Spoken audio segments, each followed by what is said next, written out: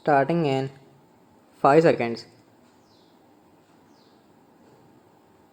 I am happy to be here to launch the Gramodaya project for the Gonda district, which is one of the backward areas of Uttar Pradesh.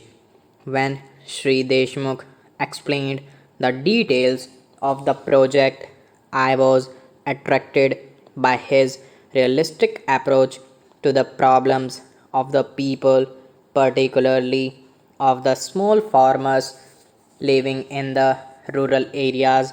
I readily responded to his request to be with you here today and to spend a day in the familiar rural surroundings. I am humble Kisan myself and live in a small village which is very similar to the kind of villages you have in this district. When I was not at the Rashtrapati Bhavan, I was like you, working day and night in my fields in the scorching sun and rain. I come from a part of the country which is prone to famine, and I personally know the hardships of life in our villages and the many problems which a small kisan faces daily. Most of us in this country, in the villages, and even those who live in the towns, have their relations and friends in the villages. All of us know the pleasure of returning to our village homes after being away for some time. The people living in our villages are dependent directly or indirectly on agriculture for their livelihood. We in the villages produce food and make very little demands on our national resources, though our needs are many.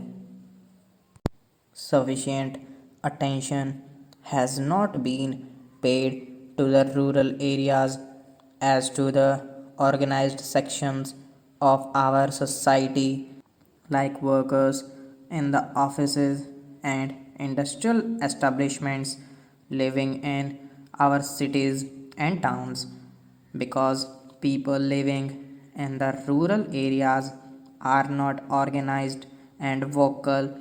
They are unable to present a full and coordinated picture of their basic requirements. Their claims to better conditions of living and an improved quality of life is not as widely appreciated as it should be. Over the last 30 years, efforts have been made to ensure a richer and fuller life for all our people, particularly those living in the rural areas. Looking back over the 30 years since independence, it is a pity that after so many years, the benefits of the plant development have not reached our people in the villages. The basic problems in our villages, like poverty, illiteracy, lack of adequate health care, are still largely unsolved. Our efforts at land reforms over these many years have reduced the number of big land holders who often are absentee landlords and manage to get along whichever government is in power. We now have many small and marginal farmers whose holdings are less than 5 acres of unirrigated land or 2 and a half acres of irrigated land.